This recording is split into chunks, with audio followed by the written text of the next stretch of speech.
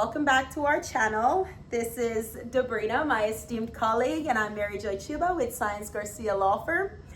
Today we're going to cover the TN visa, and basically what we're going to just talk about basics, trends, and see if it's something that you're interested in. So to kick things off, Dobrina will be answering questions and providing responses, and I'm going to be asking the questions. So let's start. So Dobrina, can you tell me, with regards to the TN visa, what are the current requirements to work in the US as a Canadian or a Mexican, especially in today's current political climate? Yeah, so for the first thing to remember for TNs, it's applicable only to Mexican and Canadian citizens. So sometimes we have people who are permanent residents, either of Mexico or Canada, and wondering if that would qualify. That will not qualify. You actually have to be a citizen of these two countries, Mexico and Canada.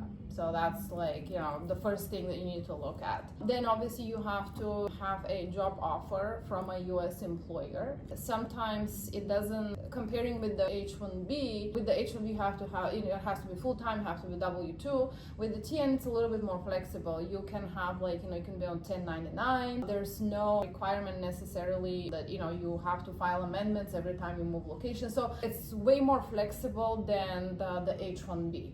And the biggest item on the ticket is that there's no lottery for it. So it's not like the H-1B where you have to wait for the lottery, and then whether you get picked or not depends on that lottery. Right, yeah.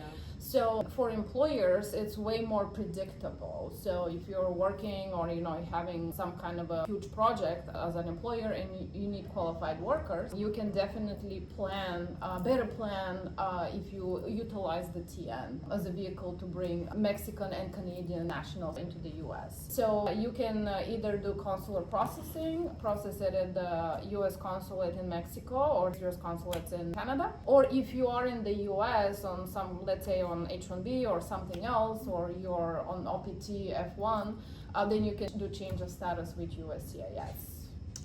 So that's the kind of the basics, the requirements. Obviously it has to be, one of the pre-approved professions. Right. I believe they're about maybe 60 plus. Mm-hmm. They're all on the Department of State's website. But things like doctors, lawyers, engineers, civil engineers, computer engineers, although there is a little caveat there, maybe we'll go into a little bit later. But it has to be a professional position. I'm glad you mentioned that, because I wanted to clarify that. Can anyone? Is this just open to just Mexicans and Canadians? But as you mentioned, you have to be a professional. It has to be on the NAFTA trade agreement. And you have to have a job offer. Yes, exactly. Right? But of course, I'm glad you mentioned all the benefits of it, right? Not having to request a new TN whenever you change locations or things like that. Yeah. So typically, what would you recommend with regards to, not necessarily recommend, with regards to professions? Are there specific professions that are heavily scrutinized? Or you would maybe say, maybe 10 out of 10, I don't recommend. And if there are, what are they? Yeah, so as a general matter, for the TN, the requirement is that you have to have a bachelor's degree that is related to the profession. And unlike the H-1B, where we can do equivalency, maybe you have 2-year degree and then 7 years of experience, we can do an equivalency. For the TN, we cannot. So you have to have that 4-year bachelor degree. Now, there are some professions under that NAFTA, or USMCA agreement, where it's not required that you have bachelor degree. You have to have experience, if you're coming in as a management consultant. I believe it was 5 years of experience, and then computer system analyst also I think it was 3 years of experience, and then technician.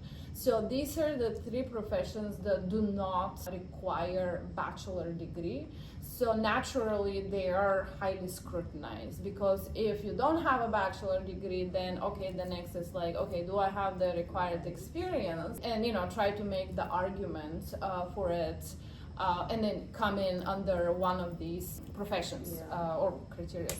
So with management consultant is usually the one that we do have issues with, because everybody wants to come in as a management consultant, right? Yeah. And those are obviously the denial rate is higher on those, and sometimes they'll give it to you initially as a under management consultant, then you come in, you stay, you work for maybe a year, then you go back, and then next time you renew, maybe they won't give it to you.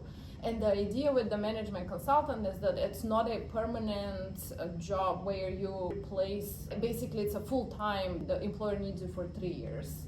Management consultant is, the employer is lacking certain experience, and they need somebody to come in and consult them. So you're not necessarily, 9 to 5, 40 hours a week, and then you're part of their org chart. And then obviously with that, you have to have in mind how to draft that job description, how to put yourself that you're not on the org chart, you're not part of the organization, you're just an addition that the employer is missing, and then they need you for 6 months, for 8 months, 10 months, whatever the case might be.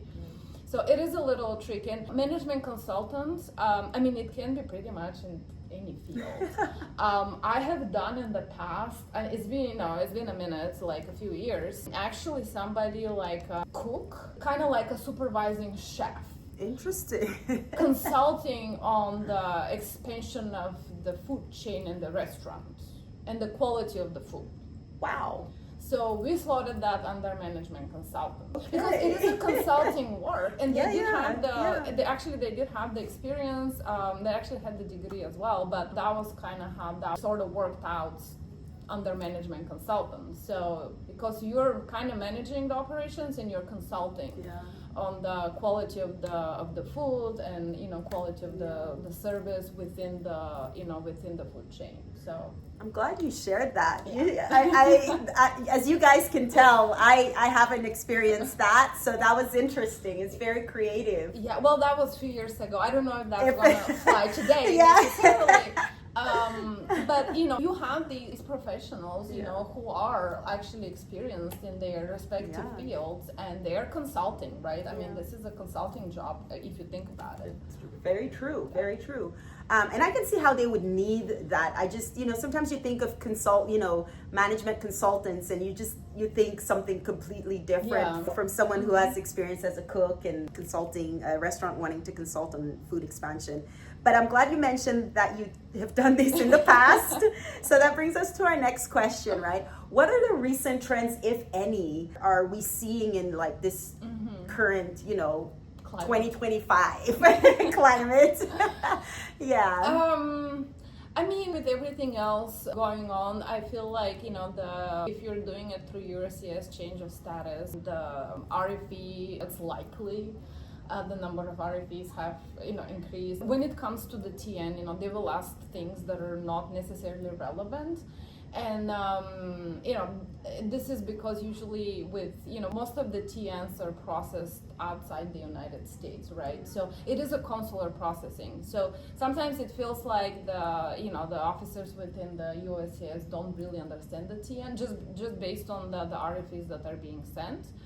I think just in general, scrutinizing the job descriptions, obviously the company. I think there was a lot of issues, not this year, but I think last year or a couple of years ago, where big companies manufacturing companies were bringing employees under the TN as engineers, but they were not working as an engineer. So it was this huge scam.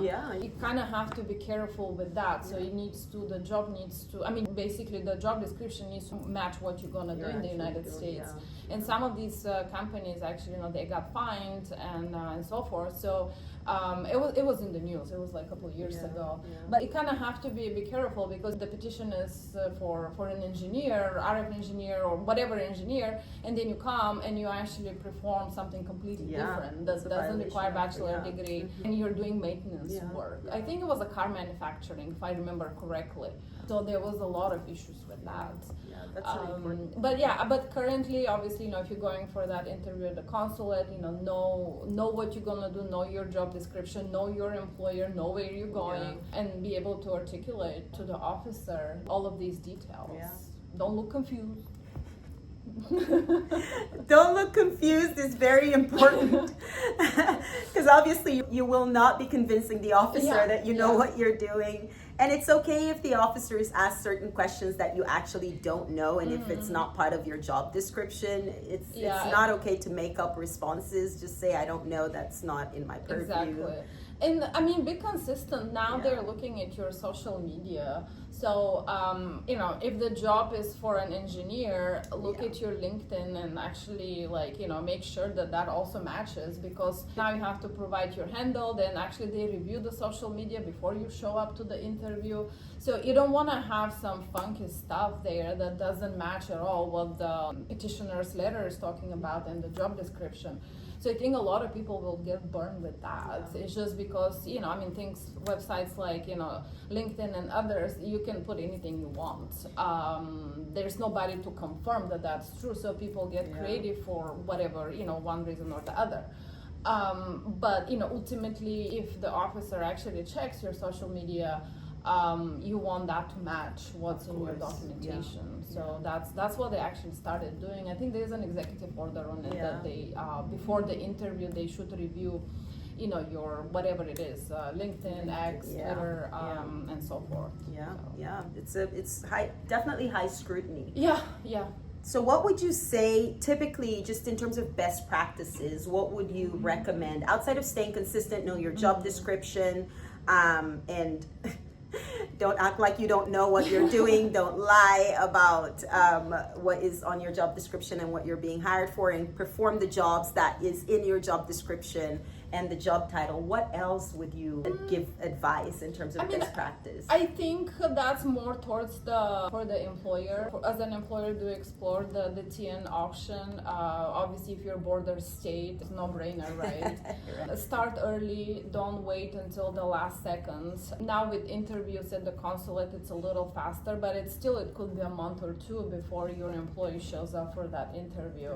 Work with counsel that can actually provide you the necessary guidance. Very important. Don't think that it's just drop off a piece of paper and then send your employee and get a denial. Also, the counsel will have a conversation with your employee as well, just to make sure that they don't have any prior immigration violations, so that actually that TN will work. Right. Because those are some of the issues that since TN is applicable to Mexico and Canada, a lot of people will find out that they have other prior undisclosed information.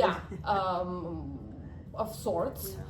So you want to clear that so that TN is, basically it's clean and they will be able to come to the US. You don't want to find out that your employee was deported 5 years ago and they have the permanent ban, and then, you're in a situation where you're not going to get the employee and you spend time and resources. So that's kind of That is a very, very good best practice, because I think a lot of the times most employers are not well versed with this visa type, and sometimes the true purpose is to bring someone who maybe was here prior and has immigration violations, which can very well prevent them from actually realizing successfully this TN visa. So for the employers, as you mentioned, just your due diligence, making sure that your employee is employable and is visa eligible, so you don't spend a ton of money, even with the best attorneys, right? Only to waste it and find out that it won't be possible. Yeah, and it is an issue because obviously, as I said, the TN is available to,